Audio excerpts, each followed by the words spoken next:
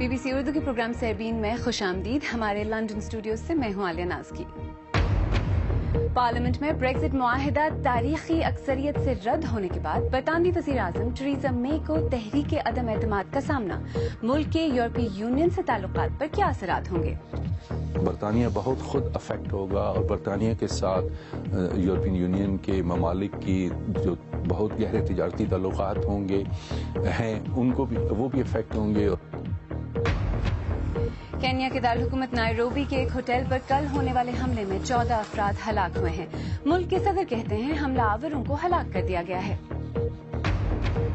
اور پاکستان میں واقع سکھوں کی 3 عبادت گاہوں کی مرمت اور تزئین کا کام نجی افراد کی مدد سے حکومت نے شروع کیا ہے.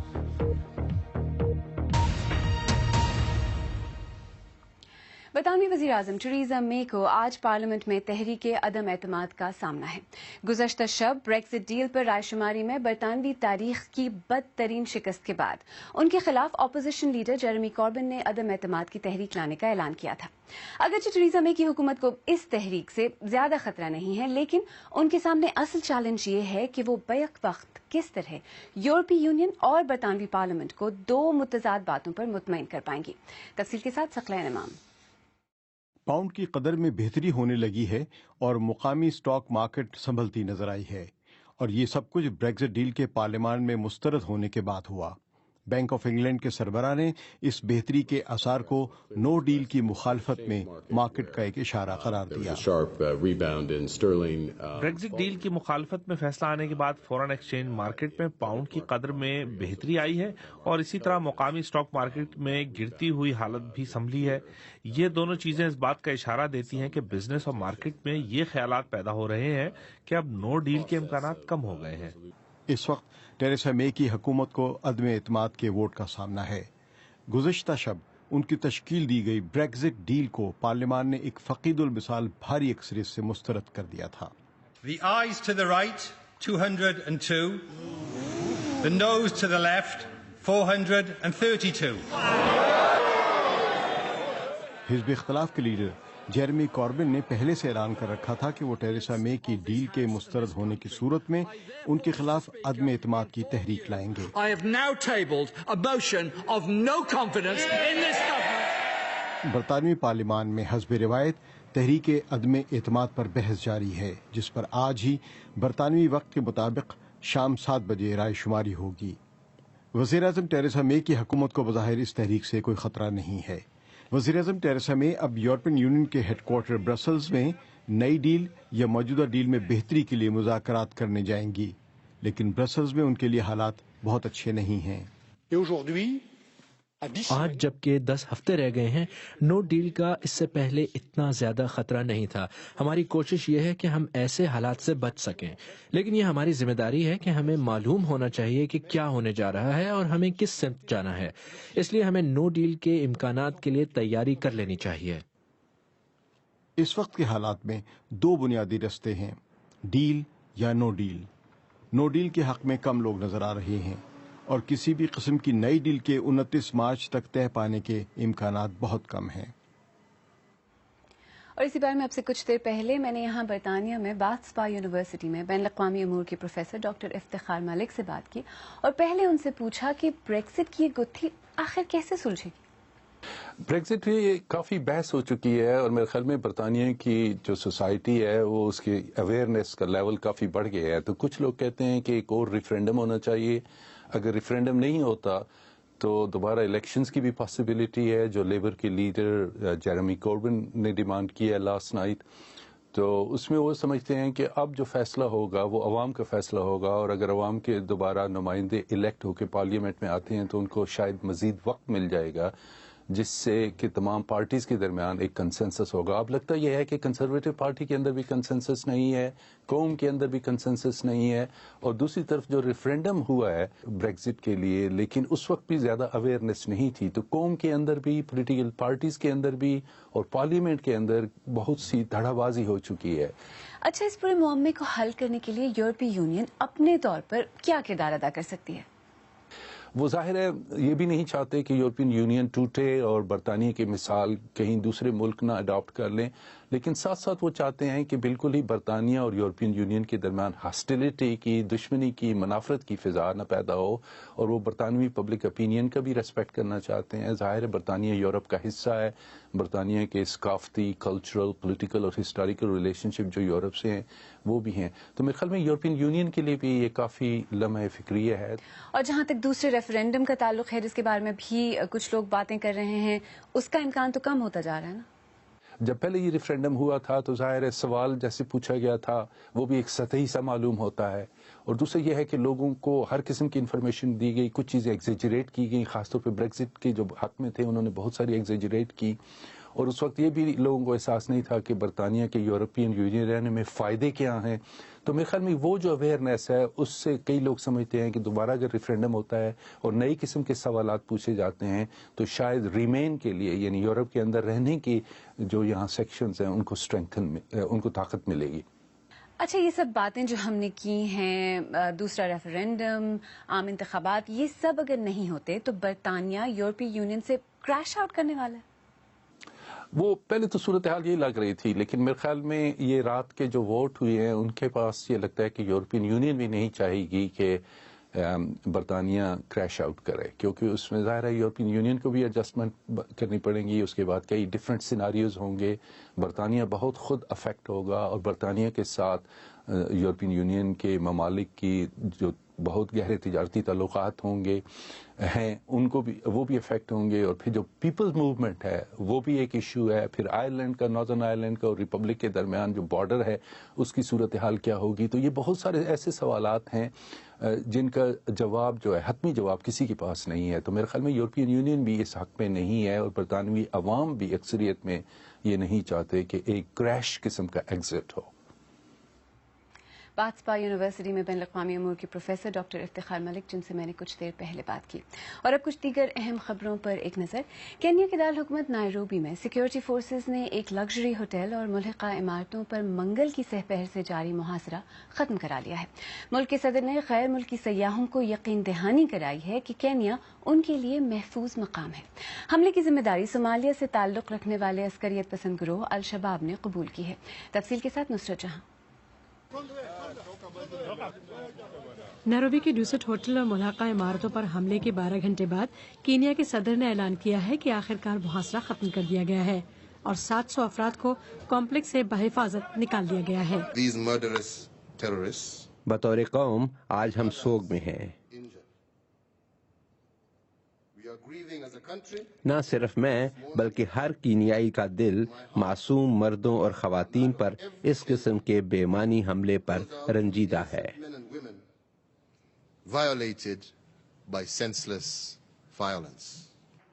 اگرچہ حکومتی سطح پر ابھی تک 14 ہلاکتوں کی تصدیق ہوئی ہے، تاہم دیگر ذرائع کو خدشہ ہے کہ ہلاک اور زخمی ہونے والوں کی حتمی تعداد زیادہ ہوگی. کئی لوگوں کا کہنا ہے کہ ان کے دوست اور عزیز حملے کے بعد سے لاپتہ ہیں. ابھی تک جن افراد کو کمپلیکس سے زندہ نکالا جا چکا ہے انہیں قریبی ٹراما سینٹر میں منتقل کر دیا گیا ہے، جہاں انہیں ضروری علاج اور معالجے کے بعد اپنے خاندان والوں سے ملنے کی اجازت دی جا رہی ہے. حملہ شروع ہوا تو ہم میزوں کے نیچے چھپ گئے. شروع میں ہر کوئی کہہ رہا تھا کہ بینک میں ڈکیتی ہو رہی ہے، پھر ہم نے سنا کہ دہشت گردوں نے حملہ کر دیا ہے. کچھ سمجھ نہیں آ رہی تھی کیا ہو رہا ہے. مقامی ذرائع ابلاغ نے سی سی ٹی وی کیمروں کی فوٹیج دکھائی ہے جس میں کمپلیکس کے کار پارک میں 4 حملہ آوروں کو فائرنگ کرتے دیکھا جا سکتا ہے. حملے کی ذمہ داری الشباب نے قبول کی ہے، لیکن ابھی تک یہ معلوم نہیں ہوا ہے کہ حملہ آوروں کی کل تعداد کیا تھی. یوٹیوب نے کہا ہے کہ وہ آئندہ ایسی ویڈیوز شیئر کرنے کی اجازت نہیں دے گا جن میں کوئی خطرناک پرانک دکھایا گیا ہو. ایسے ویڈیو کلپس پر بھی پابندی لگائی جا رہی ہے جن سے بچوں پر منفی ذہنی اثرات مرتب ہونے کا خدشہ ہو. یوٹیوب نے یہ پابندیاں لگانے کا فیصلہ اس قسم کی ویڈیوز کے بعد کیا ہے جن میں دیکھنے والوں کو چیلنج کیا جاتا ہے کہ وہ آنکھوں پر پٹی باندھ کر ڈرائیونگ کر کے دکھائیں. ایران کے انگریزی چینل پریس ٹی وی کا کہنا ہے کہ ان کی ایک صحافی کو کوئی باقاعدہ الزام لگائے بغیر امریکہ میں گرفتار کر لیا گیا ہے. چینل کے مطابق امریکہ میں پیدا ہونے والی پریزنٹر مرضیہ ہاشمی اپنے عزیزوں سے ملنے امریکہ گئی تھیں کہ انہیں ایئرپورٹ پر حراست میں لے لیا گیا. اور اسپین میں اہلکار اس 2 سالہ بچے کو تلاش کرنے کی کوششوں میں مصروف ہیں جو پانی نکالنے کے لیے کھودے گئے 100 میٹر گہرے بور ہول میں گر گیا تھا۔ ریسکیو اہلکاروں کو شدید مشکلات کا سامنا ہے کیونکہ بور کی گہرائی صرف 10 انچ ہے۔ بی بی سی اردو کے پروگرام سیربین میں آگے چل کر دیکھیے گا، پاکستان میں سکھوں کی 3 عبادت گاہوں کی بحالی اور مرمت کا آغاز، اور ملیے گا 65 برس کی ان خاتون سے جنہوں نے اسکیٹ بورڈنگ کے شوق میں عمر کو مات دے دی ہے۔ بی بی سی اردو کے پروگرام سیربین میں ایک بار پھر خوش آمدید، میں ہوں عالیہ نازکی۔ حکومت نے ضلع جہلم میں موجود سکھوں کے 3 مقدس مقامات کی تعمیر اور مرمت کا فیصلہ کیا ہے۔ اس منصوبے پر کام کا آغاز ہو چکا ہے اور یہ بھی کہا جا رہا ہے کہ 1 سال کے اندر انہیں یاتریوں کے لیے کھول دیا جائے گا۔ تفصیل نامہ نگار شمالہ جعفری کی اس رپورٹ میں۔ تاریخی قلعہ روہتاس میں گھن ندی کے کنارے ایک سرسبز پہاڑ کے ٹیلے پر بنی یہ خوبصورت عمارت گردوارہ چوا صاحب ہے۔ روایتوں کے مطابق سکھ مذہب کے بانی بابا گرو نانک دیو جی نے مکہ جاتے ہوئے یہاں قیام کیا تھا۔ 1834 میں پنجاب میں اپنی حکمرانی کے دوران مہاراجہ رنجیت سنگھ نے یہاں گردوارہ تعمیر کروایا۔ مناسب دیکھ بھال نہ ہونے کی وجہ سے اس کی حالت کافی خراب ہو چکی ہے۔ اب حکومت نے اسے مرمت کرنے کا فیصلہ کیا ہے۔ پیغام تو بڑا واضح ہے کہ جی بالکل بارڈرز اپنی جگہ ہیں، لیکن ہم ہر مذہب جو مذہب بھی ہے اس کی جو مقدس سائٹس ہیں ان کی عزت بھی کرتے ہیں، ان کو بحال بھی رکھنا چاہتے ہیں، اور کرتارپور سے آگے یہ سفر انشاءاللہ جہلم تک ہم اس کو لے کے آنا چاہتے ہیں۔ جہلم شہر کے مرکزی بازار میں واقع گردوارہ بھائی کرم سنگھ بھی سکھوں کے مذہبی ورثے کا اہم حصہ ہے۔ Walled city of Lahore authority کے ماہرین اس منصوبے کے لیے تکنیکی معاونت کر رہے ہیں۔ پہلے مرحلے میں اس بات کا تعین کیا جا رہا ہے کہ ان عمارتوں کی بحالی کے لیے کیا وسائل درکار ہوں گے۔ نیکڈ آئی جو ہے نا اسیسمنٹ کر رہے ہیں، جس میں ہم مینول ڈاکومنٹیشن کہہ سکتے ہیں، باقی جو آل اسپیکٹس اس کے بلڈنگز کے فیچرز، اس کے بعد ہم اس کی پراپر ہمارا 3D اسکینر ہے، اس سے ہم اس کو پورا ڈاکومنٹ کریں گے۔ اس ڈاکومنٹیشن کے بعد ہمیں پتہ چلے گا اس کا یہ فیچر جو ہے اس کو ہم نے ریپلیس کرنا ہے یا آیا ریپیئر کرنا ہے۔ بھائی کرم سنگھ گردوارے میں پچھلے 30 سال سے پولیس کا انویسٹیگیشن سینٹر قائم ہے۔ اس مقصد کے لیے یہاں پر کچھ نئی تعمیر بھی کی گئی تھی، لیکن اب حکام کا کہنا ہے کہ نہ صرف گردوارے کی مرمت کی جائے گی بلکہ اسے اس کی اصل شکل میں بحال بھی کیا جا رہا ہے۔ ان منصوبوں کی تکمیل کے لیے امریکہ اور کینیڈا میں رہنے والی سکھ برادری بھی مالی تعاون کر رہی ہے۔ راجہ وقار جہلم کے رہائشی ہیں اور گزشتہ 10 سال سے سکھوں کے مذہبی ورثے کی بحالی کے لیے تحریک چلاتے رہے ہیں۔ آئندہ چند ماہ میں یا کم از کم 1 سال میں یہ دوبارہ رینوویٹ ہوگا تو ہمارا شہر جو تاریخی لحاظ سے بہت اہمیت کا حامل ہے وہ دوبارہ یہاں پہ ایکٹیویٹیز ہوں گی، اور یہی ہمارا مقصد تھا کہ ہم ایک ایسا پیغام کنوے کر سکیں کہ ہمارا مذہب تب کمپلیٹ ہوتا ہے کہ جب ہم دوسرے کے مذہب کا احترام کرتے ہیں۔ روہتاس کے اندر موجود جنم استھان ماتا کور صاحب کو چند سال پہلے محکمہ اوقاف نے اثر نو تعمیر کیا تو اس کی تاریخی شکل کو یکسر تبدیل کر دیا گیا۔ اب اس عمارت کو بھی اصل شکل میں بحال کیا جا رہا ہے۔ شمالہ جعفری، BBC نیوز، جہلم۔ آئیے اب دیکھتے ہیں کہ ہماری ویب سائٹ bbcurdu.com پر قارئین کن خبروں میں دلچسپی لے رہے ہیں۔ تبدیلی کی رات جب ڈالر 140 سے گر کر 76 روپے کا ہو گیا، اسپین میں شیطان کے مسکراتے ہوئے مجسمے پر عوام ناراض، اور برطانوی پارلیمنٹ میں بریگزٹ کے مجوزہ معاہدے کو رد کیے جانے کی صورتحال میں قارئین بہت دلچسپی لے رہے ہیں۔ آپ بھی یہ خبریں bbcurdu.com پر پڑھ سکتے ہیں۔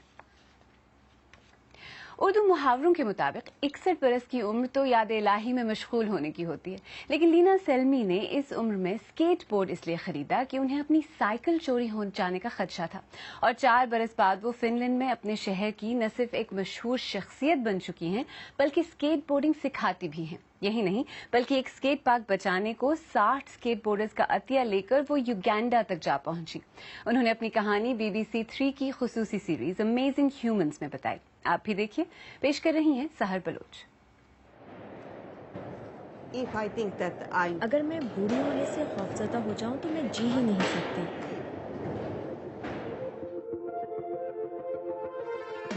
65 برس کی عمر میں لینا فن لینڈ میں اسکیٹ بورڈنگ کرنے والے سب سے بڑی عمر کے لوگوں میں سے ہیں اور اب انہوں نے جسمانی کرتب اور دیواروں پر پینٹنگ بھی شروع کر دی ہے.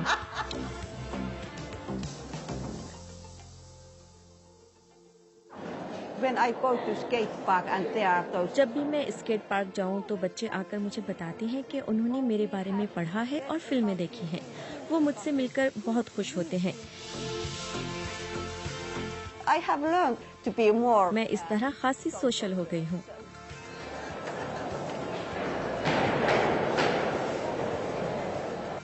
لینا نے 4 برس پہلے اسکیٹ بورڈنگ شروع کی اور اب حال یہ ہے کہ اب ان کے شاگردوں میں اسکیٹ بورڈنگ سیکھنے کے خواہاں ہر عمر کے لوگ شامل ہیں. اسکیٹنگ کرنا مزے کا کام ہے، لیکن پہلی بار ایسا کرتے ہوئے بڑا خوف آتا ہے. اس معاملے میں لینا بڑی اچھی ٹیچر ہیں. وہ اس ڈر کو سمجھتی ہیں اور آہستہ آہستہ آپ کے ساتھ چل کر سکھاتی ہیں. بہت مدد کرتی ہیں. اور جب لینا کو یوگینڈا کے اسکیٹ بورڈنگ پارک کا پتہ چلا تو انہوں نے کچھ مختلف کرنے کی ٹھانی. میں جاتے ہوئے پہلی بار اپنے ساتھ 60 اسکیٹ بورڈز اور دوسری چیزیں لے گئی. وہ لوگ بڑے خوش تھے. اب وہ شمالی یوگینڈا میں ایک بڑا اسکیٹ پارک بنانے کا سوچ رہے ہیں. اسکیٹ بورڈنگ کے لیے میری سوچ یہ ہے کہ اس بارے میں مجھے دوسروں کی سوچ کی فکر نہیں ہے. اپنی زندگی کا فیصلہ آپ کو خود کرنا ہے.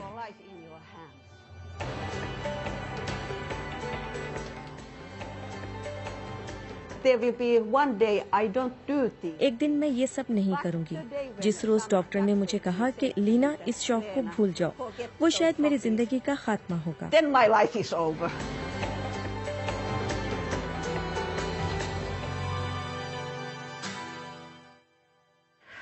میرا تو یہ کہنا ہے کہ موت آنے تک مزے کرو.